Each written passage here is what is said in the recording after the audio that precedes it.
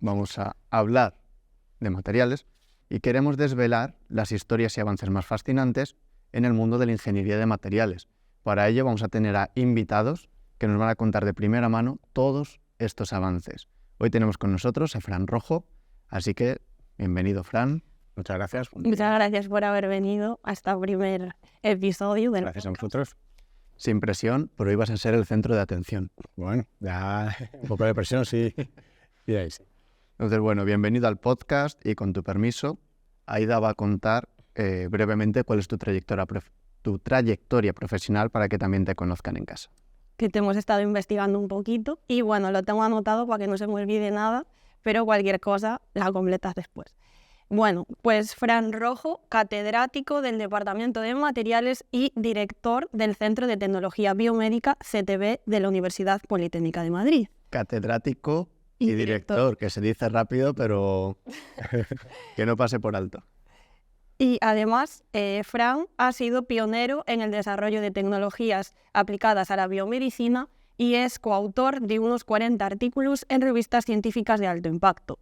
Además, es el fundador de dos empresas de alta tecnología, Bioactive Surface SL y Silk Biomed SL, que están revolucionando el campo de los biomateriales. Bueno, perfil investigador, de gestión, administración, Bueno, perfil completo, pero además hay algo más. Y es que es docente en la Universidad Politécnica de Madrid. Y no solo es docente, formando parte de este cuerpo académico en la Politécnica, sino que sus estudiantes lo suelen nominar casi todos los años a mejor profesor del área de materiales, lo cual demuestra su gran pasión y compromiso también por esta labor como profesor. Bueno. Que bueno, como estudiante que he sido, gracias, Fran. no, gracias a vosotros. Con esto cojo un poco de color de la mejilla. Sí, ¿no? Bueno, pues una vez presentados y no nos hemos dejado nada por contar, vamos a empezar a hacerte algunas preguntillas y como no podía ser de otra forma, la primera de las preguntas es ¿qué es esto de los materiales? Bueno, pues ¿qué son los materiales? Es una pregunta que todo el mundo sabe lo que es, pero precisamente por eso quizás es lo más complicado de responder de forma concreta y precisa, ¿no? Al final los materiales es cómo se nos presentan, digamos, cómo se nos presenta la naturaleza, cómo se nos presentan las cosas, los átomos. Como has dicho Jaime al principio, está en todas partes, cualquier cosa que podamos pensar o ver, al final tiene materia dentro. Claro, en ingeniería de materiales al final hay que centrarse y digamos, lo que se estudia es aquellos materiales que son interesantes desde algún punto de vista tecnológico, que puedan servir para algo, digamos, en nuestra vida diaria, ¿no? Entonces un poco sería eso. Esos, digamos, son los materiales que estudiamos. Claro, la mesa tiene materiales, esto tiene materiales. Nosotros tenemos materiales. El agua, el aire que respiramos.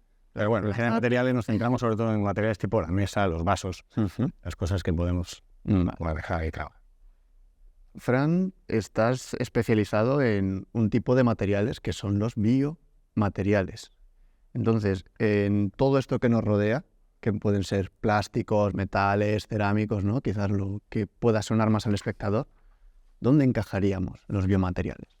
Pues bien, los biomateriales, digamos, la clasificación como biomaterial no es tanto por la composición, que sería metálicos, cerámicos, poliméricos, sino por la aplicación. Es decir, hay biomateriales metálicos, hay biomateriales cerámicos, hay biomateriales poliméricos, biológicos.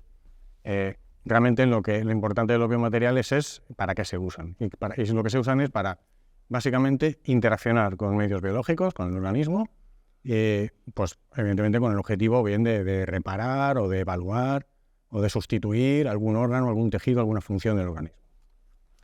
Y por si nos estuviese escuchando alguien que desconozca totalmente sobre esta área de conocimiento, ¿cómo le explicarías cuál es la labor de un ingeniero de materiales? ¿Qué es lo que hace? ¿Qué hace un ingeniero de materiales? Pues básicamente trabajar con 4 conceptos básicos, que son la composición, que diríamos de qué átomos está hecho el elemento, o sea, qué elementos, qué átomos está hecho el material, la microestructura, cómo están organizados o colocados en el espacio esos átomos, pueden estar ordenados, pueden estar desordenados, si están ordenados, qué tipo de ordenamiento tienen. O sea, en tercer lugar, el proceso de fabricación, cómo se fabrican esos materiales, y en cuarto lugar, las propiedades que tienen. Y lo cierto es que aunque, bueno, para poder decirlo hay que poner un orden, hay que empezar por uno y acabar por otro, están los 4 totalmente interrelacionados. De hecho, una de las digamos, actividades más típicas de ingeniería de materiales, que puede ser el diseño o la selección de materiales, pues casi que lo primero serían las propiedades, porque lo primero es, tú quieres hacer un material para algo. Entonces, lo primero son, para esa aplicación, qué propiedades tiene que tener ese material. Y en función de esas propiedades ya piensas en, bueno, ¿y qué tipo de material voy a trabajar? Un metálico, un cerámico, es decir, estamos hablando de la composición. Pero dentro de eso, luego hay que pensar también, bueno, pues dentro de los metales, cómo lo voy a procesar para poder luego tener una microestructura que sea la adecuada, que me dé esas propiedades que necesito. O sea, que es todo junto, digamos, esos 4 conceptos mezclados y todo el tiempo interaccionando entre ellos. Bueno, aquí acaban de salir una barbaridad de conceptos, Ya, ¿verdad? lo cual justifica un poco que haya personas especializadas en estas áreas. Hemos hablado de composición en la escala más pequeña hasta el proceso de producción, entre medias, cómo se ordenarían, ¿no?, esos átomos.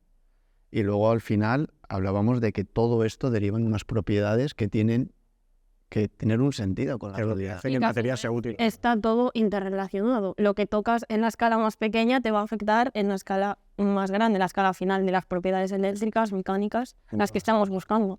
Eso es, así que hay que tenerlo todo en la cabeza. Aunque te especialices en una es lo curioso que tiene la ingeniería de materiales es que aunque te especialices en una de las cosas en concreto, tienes que tener un conocimiento general de todo, porque siempre va a estar todo conectado.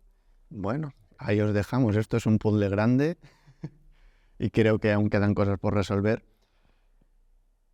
Me voy a centrar ahora, vamos a hacer como un cambio. Hemos hablado ahora de lo que son unos conceptos más generales, de qué es un material, qué es un ingeniero de materiales y qué son los biomateriales.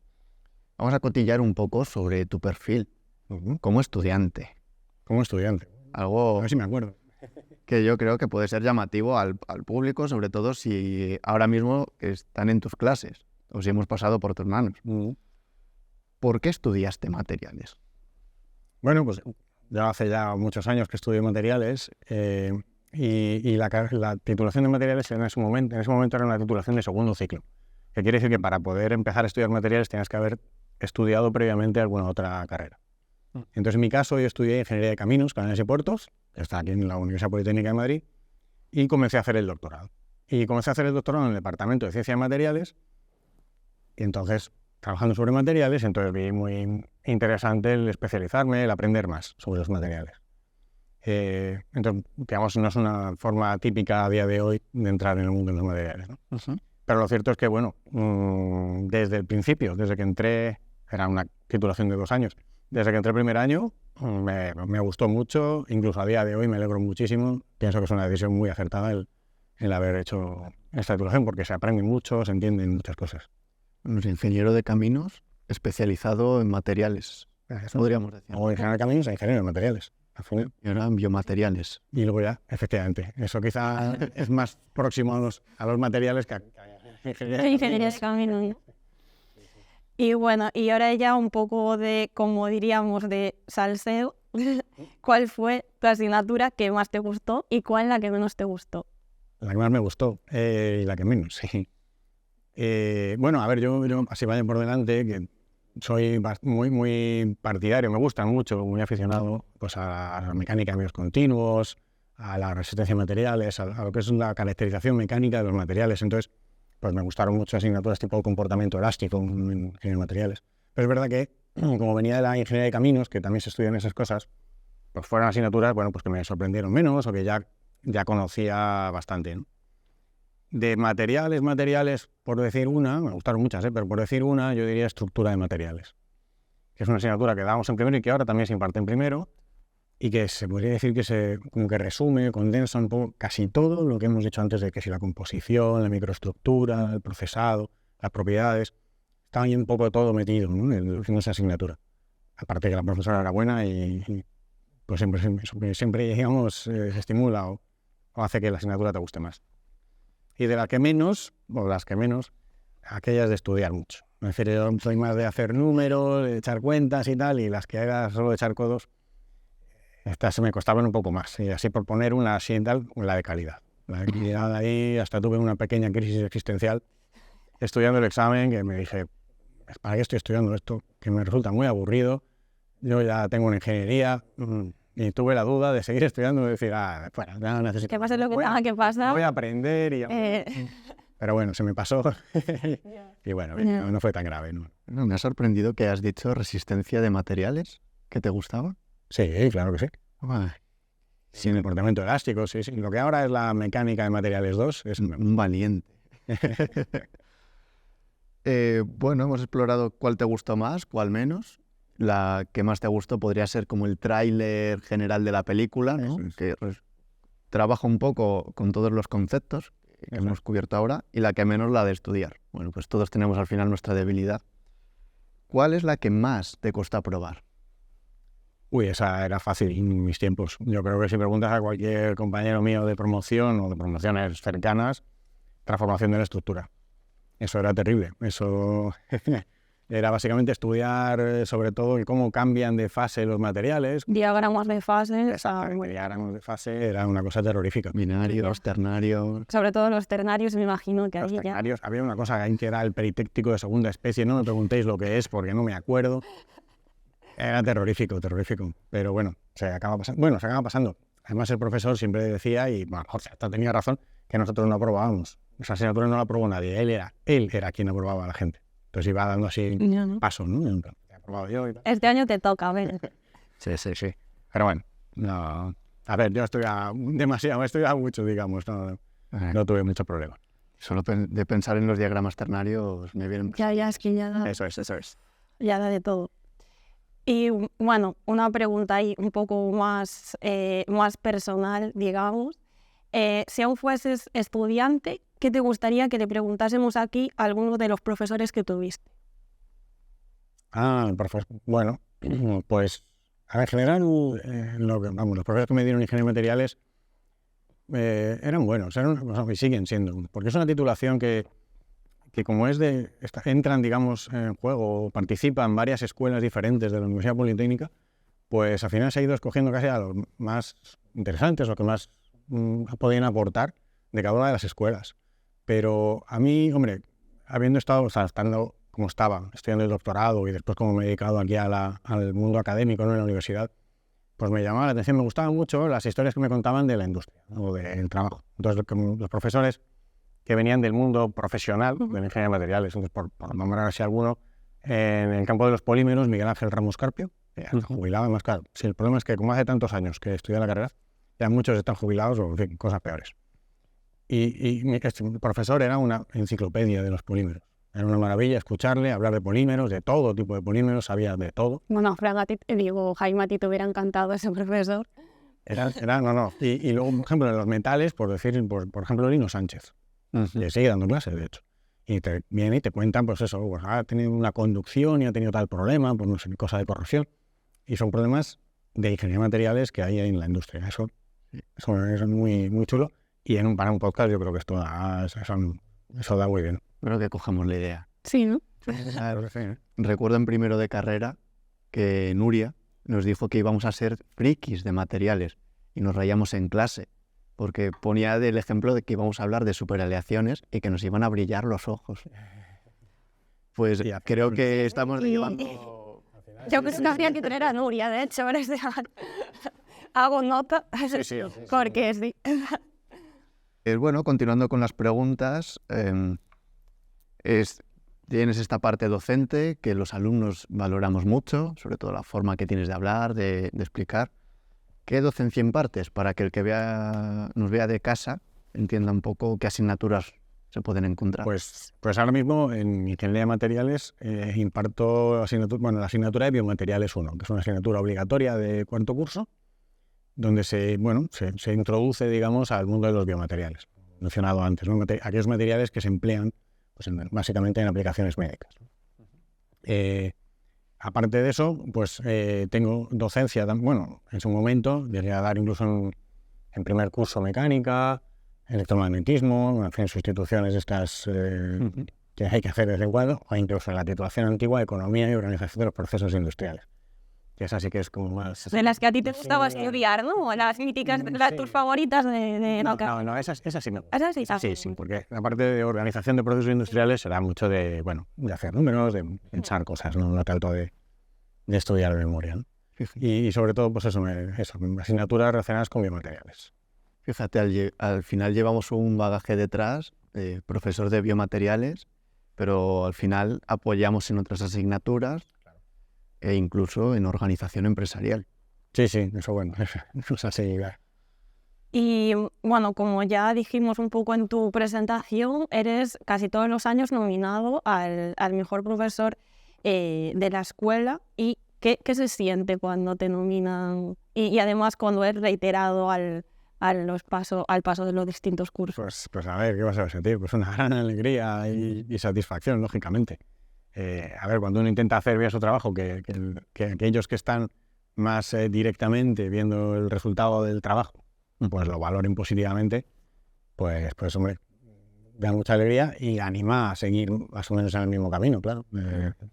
Sí, la verdad es que se agradece mucho. Claro, este mensaje es importante para los estudiantes o futuros estudiantes que estén en casa, porque es fácil quejarse cuando algo no gusta, pero motiva mucho cuando realmente nos motivan de estas formas. Bueno, motiva que nos motiven, sí, motiva. Claro. Pero se agradece cuando tienen estos gestos, ¿no? Para que nos... Sí. No, esto, a ver, me parece una buena iniciativa de la delegación de alumnos, ¿no? De la escuela, por lo que dices, porque muchas veces, pues sí, las cosas están bien y cuando están bien nadie se queja, nadie dice nada, todo está estupendo. Tampoco está mal. Hombre, también están las encuestas, que las encuestas, pues hombre, es una cosa que también animar a los estudiantes a rellenar las encuestas que sí que sirven, aunque solo sea de cara al profesor, ¿no? Que las está viendo, pues a ver si hay que cambiar alguna cosa o no, o se están haciendo más o menos bien las cosas. Feedback positivo, asertividad, somos humanos, vamos mejorando todos los años. Se intenta. Hasta llegar a tu nivel como docente. Como yo no siempre hay, tengo ahí de remedio. Siempre hay margen de mejora. Como persona que en algún momento se planteó entrar a materiales, ¿cuál crees que era tu perfil para decidir, voy a estudiar más materiales? Porque has comentado que estabas haciendo el doctorado, querías ampliar. Si un estudiante se plantease entrar a materiales, ¿qué perfil crees que tendría ahora? Pues yo te diría que a lo mejor hay dos tipos, ¿no? de perfiles. Uno, el que ya es friki de los materiales antes incluso de entrar a estudiar. Es decir, aquel que tiene curiosidad, ¿no? por la materia, por saber cómo funcionan las cosas en el mundo, ¿no? Y bueno, esos muchos también pueden meterse en físicas, en ciencias físicas, pues porque aprendes algo eso, cómo funciona el mundo, la naturaleza, ¿no? Pero si la inquietud es más científica, pues quizá física es más adecuado, pues si la inquietud es más, tengo interés por saber cómo funcionan las cosas, pero además quiero actuar, quiero interaccionar, quiero trabajar en una industria, quiero poder modificar esa naturaleza, no solamente es conocimiento, sino... Pues ahí ya entran las ingenierías, ¿no? Y en la ingeniería de materiales, que es, yo creo, la más directamente implicada en esto, ¿no? En saber cómo funciona o cómo son las cosas. Pues está claro, una persona que sienta eso, pues es candidato fenomenal para meterse en ingeniería de materiales. Y luego está yo diría, el otro perfil, que es el que le gusta, es lo que decimos, modificar cosas, interaccionar, y la industria, la ingeniería. La ciencia aplicada. Esto es, la ciencia aplicada a la tecnología. Pero no tiene muy claro en qué rama de las ingenierías meterse. A ver, si te encantan los aviones, pues ya está. Ingeniería aeronáutica, no hay duda. Si te encantan las presas, pues a camino. Pero si... Si no tienes claro, sí. Si te gustaba química, física, mates, y no tenías clara una ingeniería específica, a mí me parece la perfecta los materiales. Para mí es juntar física, química, matemáticas y aplicar. Y tecnologías. Y pasarlo bien. Eso es. Porque además, lo que sí es cierto es que además en ingeniería de materiales, como se van a estudiar materiales metálicos, metálicos así poderosos tipo acero, con lo cual, como los industriales o los de minas, cerámicos, hormigón, no sé qué, caminos, aleaciones ligeras, aeronáutica. Quiero decir, al final vas a trabajar con cualquiera, incluso semiconductores, teleco. Entonces ya, a medida que vas avanzando en la carrera, pues vas viendo que te gusta más y ahí ya tú te vas orientando a la rama, digamos, más próxima. Sí. Pues a lo que más te guste. Si no lo sabes al principio, pues al final acabas sabiendo lo que te gusta. Yo creo que nos acabas de describir. Sí, ¿no? Bueno, yo empecé en aeronáutica y en aeronáutica dije, me gustan los materiales. Yo entonces, ¿no? Fue un poco al revés, sí. Pero Me gustaba cacharrear, de tener 200.000 ideas de quiero construirme cosas en casa, no sabía de qué materiales hacerlas. y encontré ingeniería de materiales y dije, esta es la mía. Sí, ¿no? Y bueno, y aquí sigo. Bueno, y ahora ya nos pasamos a unas preguntas ya más de investigación del campo empresarial. Y así para comenzar, ¿qué es lo que más te gusta de tu trabajo como ingeniero de materiales? Pues, a ver, yo diría un poco relacionado con lo que hemos mencionado ahora mismo, que trabajas, digamos, con todo tipo de materiales. Eso, la capacidad e incluso te diría la necesidad de interaccionar con otras disciplinas diferentes. Ya sea con otros ingenieros, por ejemplo, pues eso, si te especializas en aviaciones ligeras, pues vas a trabajar con aeronáuticos, te vas a tener que enterar de qué van los aviones, no diseñarás un avión, pero estarás metido, involucrado en el diseño de un avión. Si te interesan los biomateriales, como en mi caso, pues vas a trabajar con biólogos, con médicos, te vas a tener que aprender cosas de medicina, que fíjate tú, cuando empecé a estudiar en caminos, aquello me sonaba chino. Entonces, esa, digamos, esa interacción con disciplinas que te abre la mente, que te enriquece, digamos, por dentro, eso es lo más interesante. Y eso aplica, yo diría, a todos, no a mí profesionalmente, sino a todos los ingenieros de materiales, porque al final el material no es el fin, el material es el medio. Al cual siempre vas a estar. Sí, siempre hasta ahora está. Que sea el que, digamos, el responsable del fin de ese material. Entonces, Claro, o sea, apoyamos al que hace aviones, al que hace chips, al que hace medicamentos, Sí. digamos. Entonces, has colaborado con hospitales, médicos. Claro. Sería una alternativa para el estudiante que le gusta la medicina, la farmacia, pero desde otro punto de vista. claro, ahí cuidado, que si te gusta la medicina, si te metes en ingeniería, ya sea esta o otra ingeniería tipo ingeniería biomédica, hay que saber hay que aprender matemáticas, es una ingeniería. No es una medicina ingenieril, sino es una ingeniería de biomateriales, ¿no? Entonces, la primera palabra es ingeniería, o sea que hay mucha matemática. Hay que estudiar. Sí. Estudiar. Las ciencias y las matemáticas y tal, la física, sí. Como ingeniero de biomateriales, bueno, tu perfil lo hemos descrito al principio, estás en empresa, estás en institutos de investigación, estás en el cuerpo docente de la universidad. Como investigador, ¿qué crees que tu investigación puede aportar a la sociedad? Pues precisamente en los biomateriales una de las cosas más enriquecedoras, que más me llena, es el pensar que lo que estamos haciendo en algún momento podrá ayudar a un problema que es socialmente tan relevante, ¿no?, como el problema de la salud. Aunque sea de forma pequeña, y eso sí, hay que tener mucha paciencia. Desde que empiezas a investigar algo que pueda ser interesante para alguna aplicación médica hasta que aquello se puede aplicar en un paciente pasan años. Sí, cualquier línea de investigación va muy lenta, en el tema sanitario va mucho más. Entonces, pero siempre que empiezas algo, siempre que estás haciendo alguna cosa, tienes ahí detrás el decir, esto, oye, si lo hacemos bien... Sí, la ilusión a largo plazo. Ahora mismo estamos colaborando con traumatólogos del hospital clínico para mejorar la reparación de tendones. Pues es un problema importante, ¿no? La gente le duele, le operan, le sigue doliendo. Bueno, pues hay mucho margen de mejora, pues a ver si conseguimos, ¿no? Evidentemente no va a ser mañana ni el año que viene, pero eso es una cosa que, bueno, en el día a día pues llena bastante, ¿verdad? Pues aprovechando que ya te has metido ahí en cuál iba a ser mi siguiente pregunta, porque me parece súper interesante, que tus investigaciones te permitan colaborar con hospitales, a mí me parece fabuloso porque estás como muy en contacto con la realidad, con los problemas reales, pero te quería preguntar a ti de cómo es esa sensación para ti y bueno, y que nos cuentes un poco las diferentes colaboraciones que has tenido, cuál ha sido la más fructífera y alguna anécdota base. Bueno, hemos colaborado bastante. A ver, empezamos, sobre todo empecé trabajando en la caracterización mecánica de biomateriales, materiales biológicos blandos, tendones, vasos sanguíneos, membranas de colágeno. Y ahí, pues por ejemplo, una colaboración muy fructífera, sobre todo desde el punto de vista académico, con bastante relevancia, ¿no?, en papers y eso, fue con el servicio de cardiología y de cirugía torácica del Hospital Puerta de Hierro. Ahí tenemos mucho trabajo y bueno, pues es muy interesante trabajar ahí con los cirujanos y tal. Luego, como digo, ahora mismo es muy prometedor la colaboración con el clínico San Carlos, con traumatología. que sigue siendo también, digamos, materiales blandos, tendones y unas cosas mecánicas. Es verdad que ya, a medida que ha ido pasando un poco el tiempo, pues me he ido enfocando, o nos hemos ido enfocando en mi grupo, no solo a la caracterización, sino también a la fabricación de materiales.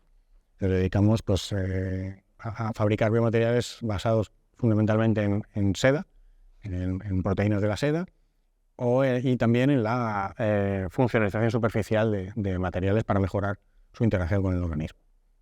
Entonces, colaboración con cardiología y traumatología. Y alguna que a lo mejor por no extendernos no hemos comentado. Trabajamos en el sistema nervioso también. Sistema nervioso. Sí. Caracterización de tejidos biológicos, como son arterias, tendones. Has hablado de seda, entiendo que es seda de araña, ¿no? Al final es la De gusano. Y de gusano. Y de gusano Las que también. producimos son proteínas que vienen de la seda de gusano. Vale. Sí. Caracterización de materiales y ahora producís materiales. Con esto, ¿estáis intentando producir o qué tipo de materiales intentáis Pues, producir? por ejemplo, producir tendones, injertos, no tendones, injertos basados en seda, en fibroína de la seda, que puedan sustituir a los tendones. Un sustituto directo del tendón. O sea, que crecer un tendón. Vamos empezando.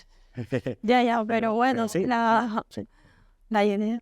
O utilizar fibroína de la seda para guiar los axones de las neuronas. Para que las neuronas en su crecimiento, guiarlas y orientarlas para que vayan un poco hacia donde queremos ir. Queremos que vayan. Suena ciencia. Sí, hace unos años quién se iba a imaginar que la escena iba a dar para tanto, Sí. pero sí. Aida, no sé tú, pero yo sigo con la imagen de me rompo algo, me lo juntan y ya que el cuerpo haga su magia. Pues si no es fácil juntarlo, se puede meter entre medias Un poquito de seda. algo de material. Claro. Y ya.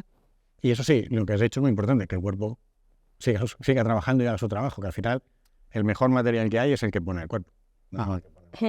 Y de ahí te queríamos preguntar cuáles son las principales características que se buscan en un biomaterial para aplicaciones médicas, que va un poco en la línea de que nos comentabas, la biocompatibilidad y esas cuestiones. Lo primero es que sea, digamos, que no haga daño al organismo ni sea dañado por él, y eso es lo que se llama biocompatibilidad, efectivamente. Eso es lo primero, claro. Si vas a meter algo que daña al organismo, pues ya está, no se mete. Lo segundo es que cumpla su función. Es decir, que si vas a poner un injerto de tendón, que soporte las cargas que va a soportar el tendón y no se rompa, por ejemplo. Y luego, en tercer lugar, y es importante, no se debe olvidar, que sea esterilizable. Pero claro, cualquier cosa que vayas a meter, no solamente el material puede dañar al organismo, sino si hay organismos patógenos que están ahí en el biomaterial, pues eso puede dañar el organismo, ¿no? Puedes crear una infección, ¿no? al paciente. Entonces, evidentemente, antes de introducirlo hay que esterilizarlo. Eso a veces descarta materiales. Hay materiales que no es tan fácil de esterilizar, necesitas alta temperatura que los pueden dañar, un tratamiento químico que los puede dañar. Entonces, es un tercer requisito que es importante. Yo, quizás por defecto profesional me voy a caracterización mecánica, siempre que me hablan de caracterizar. Pero has hablado ahora de biocompatibilidad, que no sea nocivo para el cuerpo. Caracterización mecánica en el sentido de que el tendón, volviendo al ejemplo del tendón, deba aguantar. Y además que pues, se puede esterilizar, una tercera variable derivada que... Pero no hay manera de aplicarlo, de ponerlo en uso. Con todo esto que hay que saber del material, ¿cómo se valida un material para ser utilizado? Pues primero, ver que las propiedades, por ejemplo, una caracterización mecánica que valide que efectivamente va a resistir esas cargas, ¿no? Luego una caracterización óptica que tiene la transparencia adecuada para una aplicación en ocular o lo que sea. O sea, primero validar, digamos, las propiedades del material desde el punto de vista de la funcionalidad del mismo.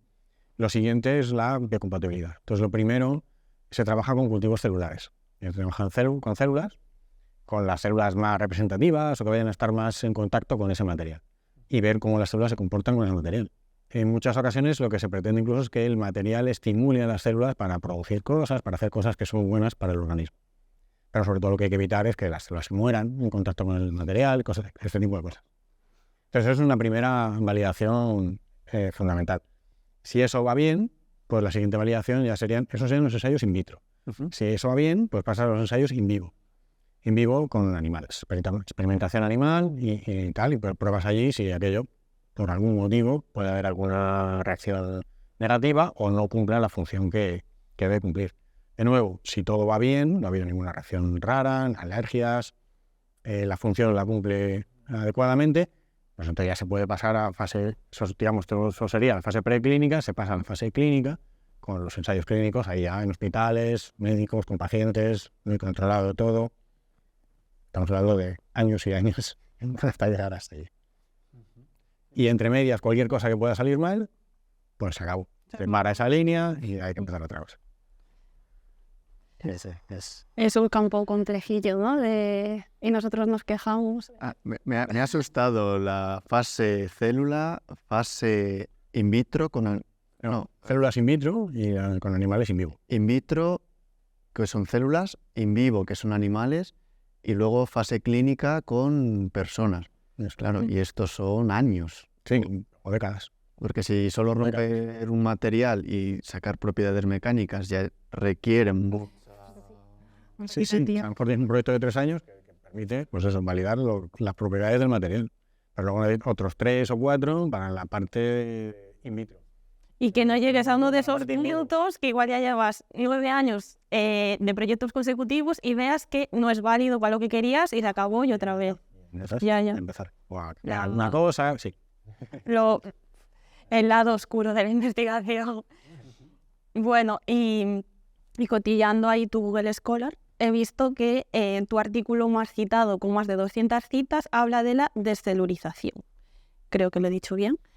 Esta palabra nos suena a ciencia ficción casi. ¿Y en qué consiste esta técnica y para qué sirve? La descelularización. Sí. En inglés no me sale. Pues más o menos la propia palabra lo indica, ¿no? Descelularizar es quitar las células del tejido con el que estás trabajando. Con tratamientos químicos quitas las células que vienen del donante. Para luego, si es necesario, sembrar ese tejido, te queda el tejido sin las células. El tejido no deja de ser pues, colágeno, elastina, polisacáridos. Eso luego lo puedes sembrar con las células del receptor y una vez que ya todo haya funcionado bien, se puede introducir en el receptor, que ahí, digamos, se evitan los problemas de rechazo del implante, porque las células las reconocen como propias porque es que son propias. También se utiliza descelularización, por ejemplo, para membranas de pericardio, por ejemplo, y ahí no se siembra con células, simplemente se utiliza la membrana, como, bueno, pues, por sus características mecánicas, y sin ningún tipo de células. Como no hay células, pues lo mismo. El organismo en principio no lo rechaza, no deja de ser colágeno. Lo trata como colágeno, como si lo hubiera fabricado él mismo, y ya lo siembra o lo llena de sus células si hace falta. Entonces el rechazo vendría de la parte célula. Claro. ¿No? Entonces el tejido, por lo que acabas de comentar, entiendo que tiene 2 partes, la que corresponde a las células y la que corresponde al relleno. Al material. La matriz extracelular. Matriz extracelular. Lo que hacéis es sacar las células para dejar como una especie de estructura con huecos. El andamio. El andamio. Harías, por ejemplo, la forma del pulmón, pero sin color, así con colágeno solo, ¿no? Sí, bueno. Tendrías... Claro, depende un poco del tejido, si tiene color o no tiene color, pero sí, eso es. Quitarías todas las células del organismo. A ver, se ha llegado a hacer, nosotros, el descelularizar un corazón de rata y volverle a meter células dentro y ha llegado a la Tierra. No con mucha fuerza, pero que las células aquello lo veían como razonable y se han puesto a crecer y se han puesto a funcionar. Y ya. Porque, claro, pero luego tienes que conseguir que esas células, o ya introducir células especializadas, o tienes que conseguir que se especialicen las células en el... Claro, eso hay que trabajar mano a mano con los biólogos. Por ejemplo. Porque las células que metes pueden ser o bien células sin especializar, que al encontrarse en ese entorno se especializan, o células ya especializadas que sean de ese entorno. Eso es, ya digo, ahí hay que estar mano a mano con los biólogos que son los que saben de esto. De nuevo, esto suena a ciencia ficción. Sí, ¿no? Bueno, un poco. Todavía no es. No sé si ciencia ficción, pero estamos hablando del futuro, está claro. Es maravilloso que haya investigación y también, bueno, no sé, que se investiguen en estos avances. Te iba a preguntar ahora por investigaciones actuales que tengas, aunque creo que hemos cubierto ya un poco. Sí. Sí, es un poco lo que os he comentado, fabricación de materiales para, pues eso, para tendones, para el sistema nervioso, caracterización, eso lo hemos dejado un poquito más de lado, caracterizamos nuestros propios materiales, pero si hay necesidad de alguien que está haciendo algún otro trabajo, algún proyecto, pues hay veces que nos mandan materiales dados para caracterizar mecánicamente. Un poco es...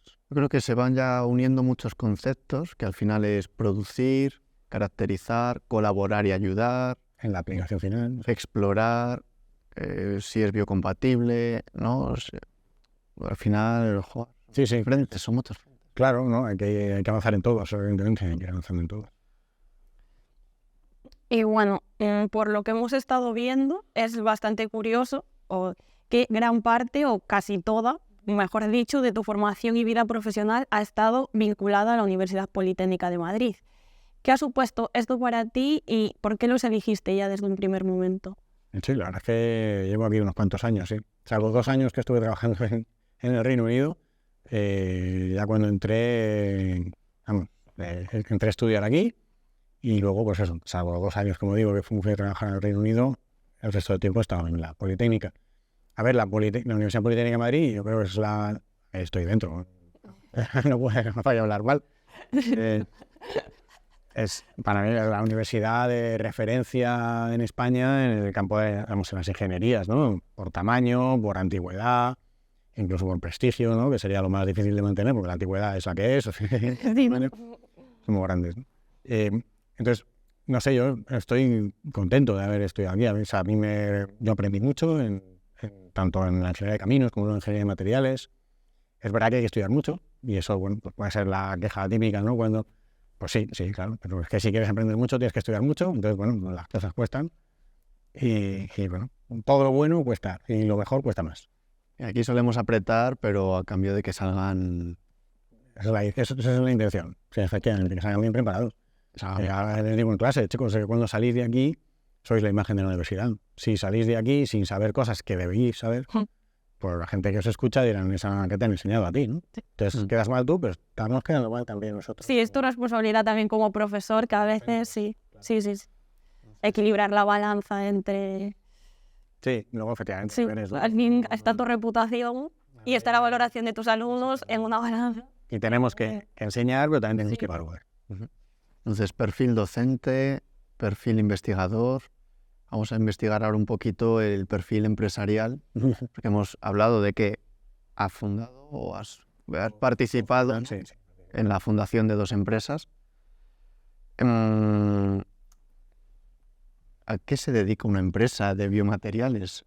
No, a ver, el objetivo es, a ver, con todas estas cosas que hacemos de desarrollos, ¿no? de nuevos biomateriales, pues el objetivo es tratar de acercarlo lo más posible y lo antes posible a la aplicación. Hemos dicho que se tardan muchos años, pues a ver si se puede acortar, o se puede realmente uno centrar en que realmente sí que va a haber aplicación, ¿vale?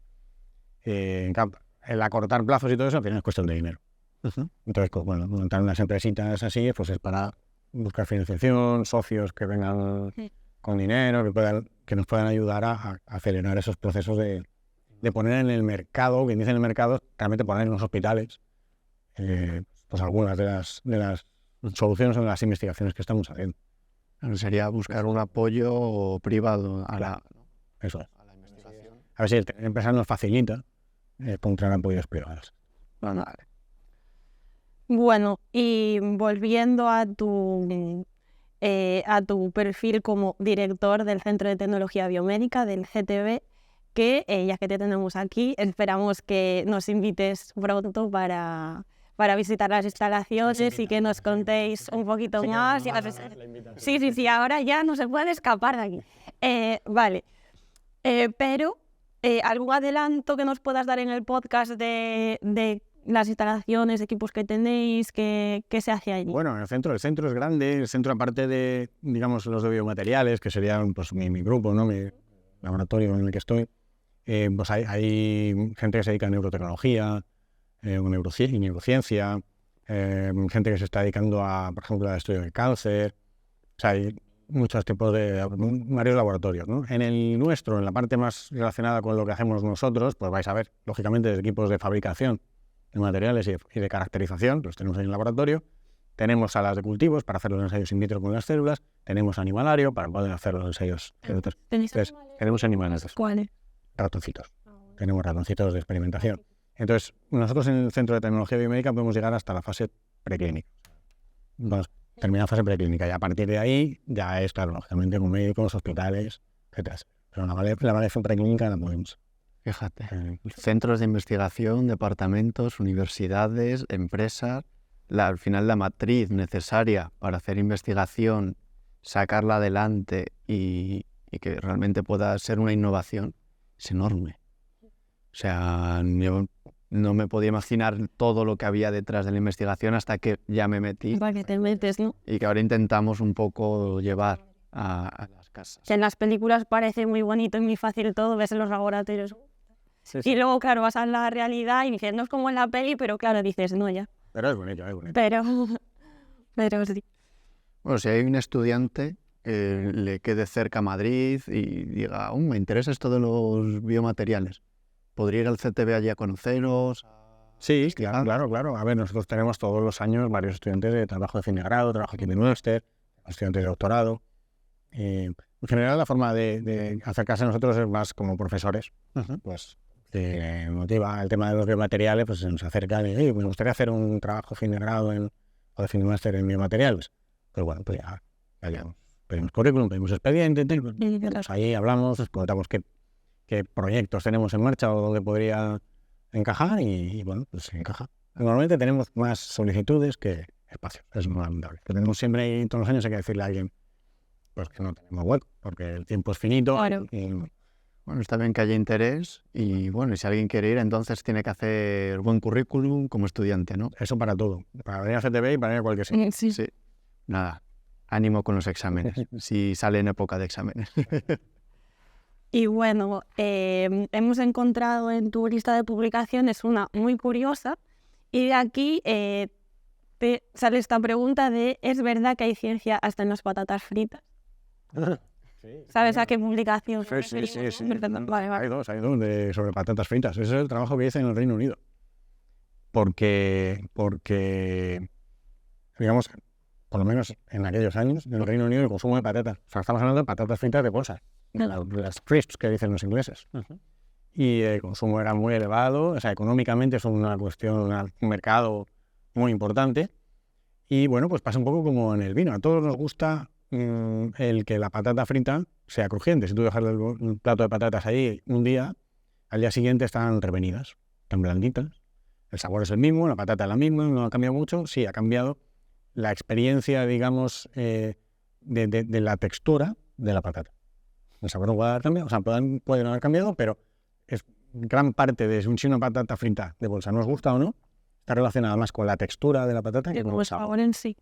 Entonces, que sea crujiente y tal. Claro, al final, que sea crujiente o no, estamos hablando de fractura frágil, mecánica de fractura. Es un material biológico, porque es una patata. Entonces, estamos hablando de caracterización mecánica de materiales biológicos. Entonces, bueno, pues se hizo ensayos, digamos, de mecánica de fractura, ensayos también estadísticos, modelos estadísticos de modelos de Weibull y tal. El objetivo es para poder analizar la textura, la diferente textura de diferentes patatas, porque, cuidado, no todos los tubérculos así plantados sirven para hacer buenas patatas fritas. Entonces, digamos, las empresas Lay's, no digo marcas, sí lo he dicho, pero bueno. Nada, eso es de... Por ejemplo, era la famosa, así que... Luego sale el pi. Sí, estos es muy importante digamos, que las patatas, digamos, que están cultivadas, que las seleccionen, la selección es muy importante. Si las que cogen no son las adecuadas, no les salen bien. Que en la producción del material, en este caso sería la naturaleza. Sería ya el cultivo. Eso es. Pero es una primera producción. Luego hay que cortarlas y tal, pero lo importante luego hay que freírlas. Y en la fritura y tal, pues tienen que Eso sería el proceso de fabricación. El tratamiento térmico. Eso es, el tratamiento térmico del material.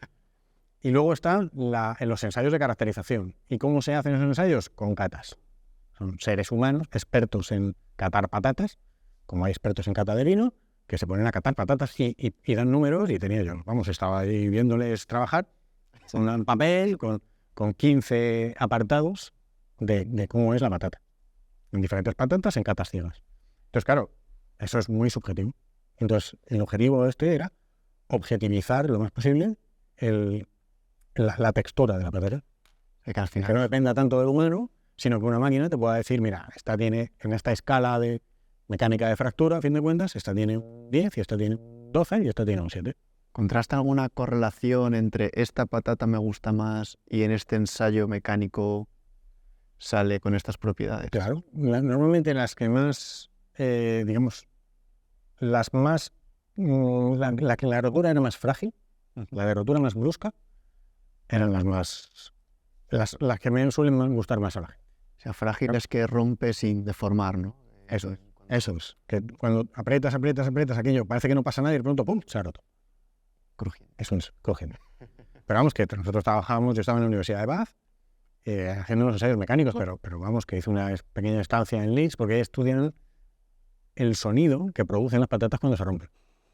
Entonces, analizaban el sonido y bueno, colaboramos, un poco. Sí, hay ciencia. No, esta es la mítica investigación que te da unos temas de conversación chulísimos en Bath. Sí. Más con las patatas es que sí. Sí, sacas de, pues yo en Reino Unido... Ha dado mucho juego, lo que pasa es que hace muchos años de hace un momento, pero sí dio mucho juego. Nuevo título para el podcast, Materiales en el bar. Con patatas. Sí. Me gusta la parte histórica y como estoy aquí entre los presentadores, voy a tener que preguntar un poco por la parte histórica de los biomateriales. ¿Cuál fue el primer biomaterial que conoces?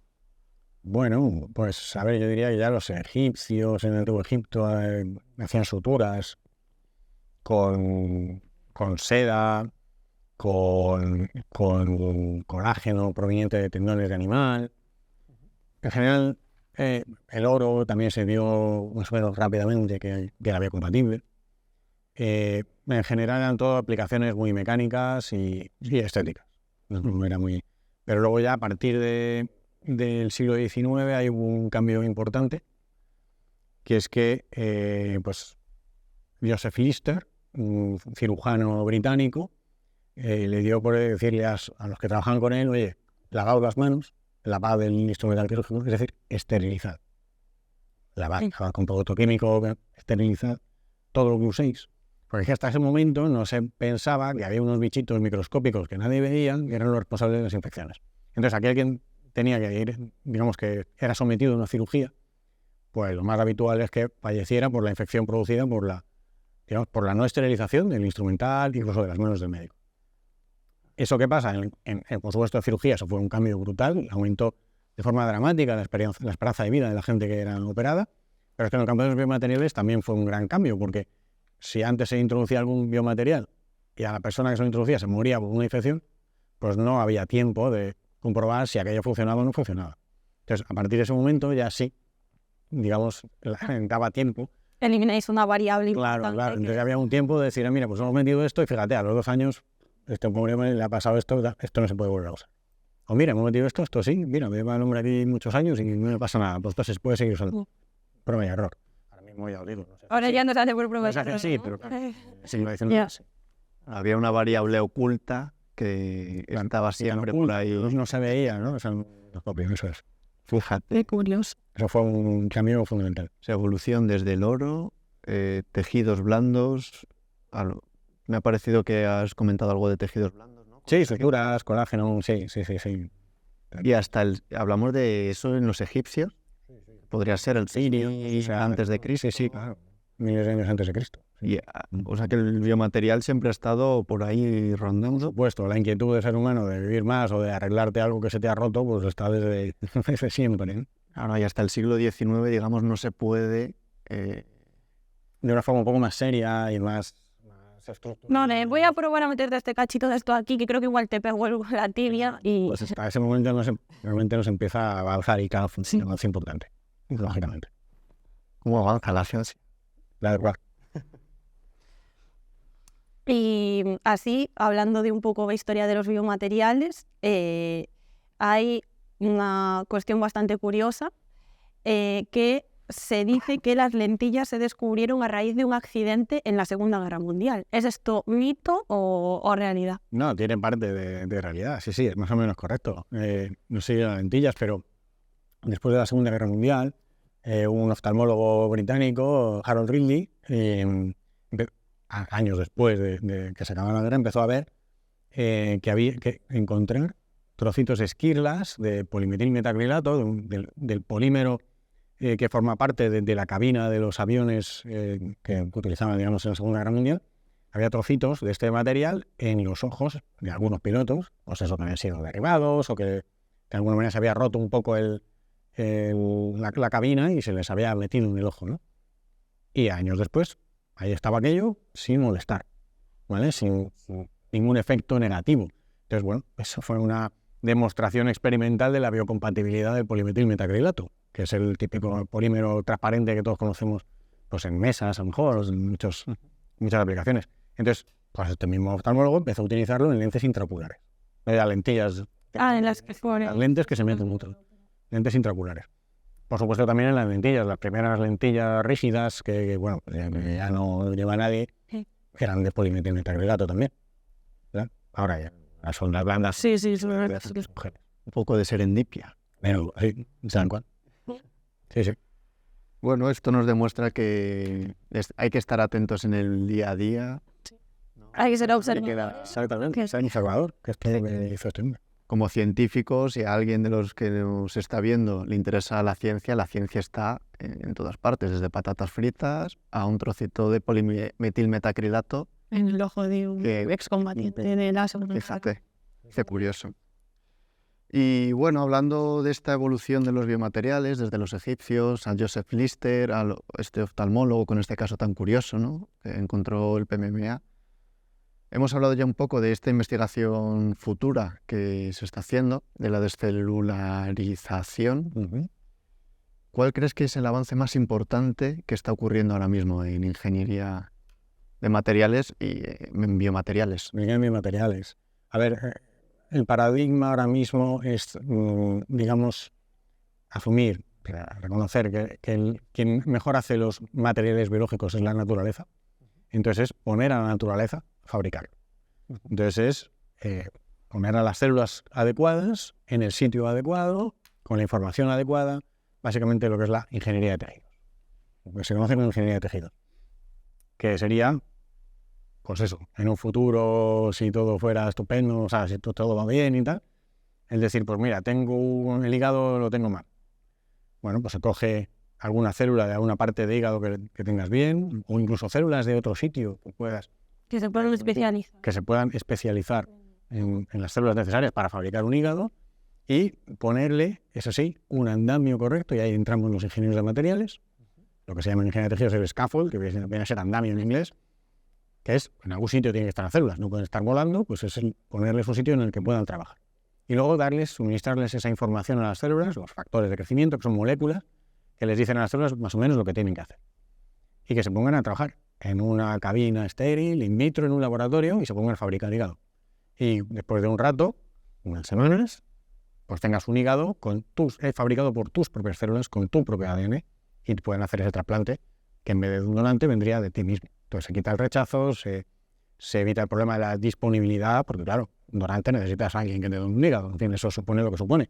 Bueno, eso sería, desde el punto de vista de la medicina, pues un cambio brutal, claro. Perdona, Isa, sí, pero ¿cómo están estos avances? Hay cosas, hay cosas en tejidos simples, tipo piel. Sí.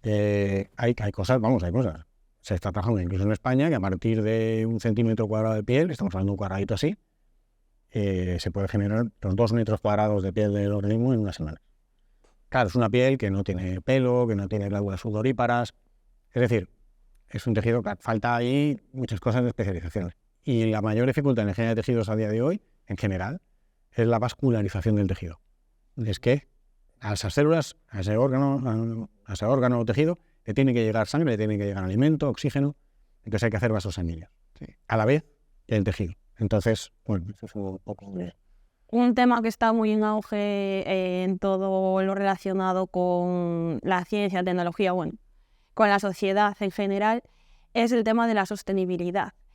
Y queríamos saber si sentido de hablar de sostenibilidad en el campo de los biomateriales. Si se contempla, es algo que ya se contemplaría en etapas más avanzadas de la investigación, porque vosotros empezáis, como nos explicaste antes, primero en una fase... La fase hacia la aplicación va muy despacio, entonces creo que ni os planteáis el tema de la sostenibilidad. El principal objetivo nuestro, efectivamente, es que aquello sea aplicable. Claro. Ahora, sí que la rama de los biomateriales o materiales biológicos, que está un poco todo así imbricado, ¿no? Al final los materiales biológicos son los materiales que hace la naturaleza.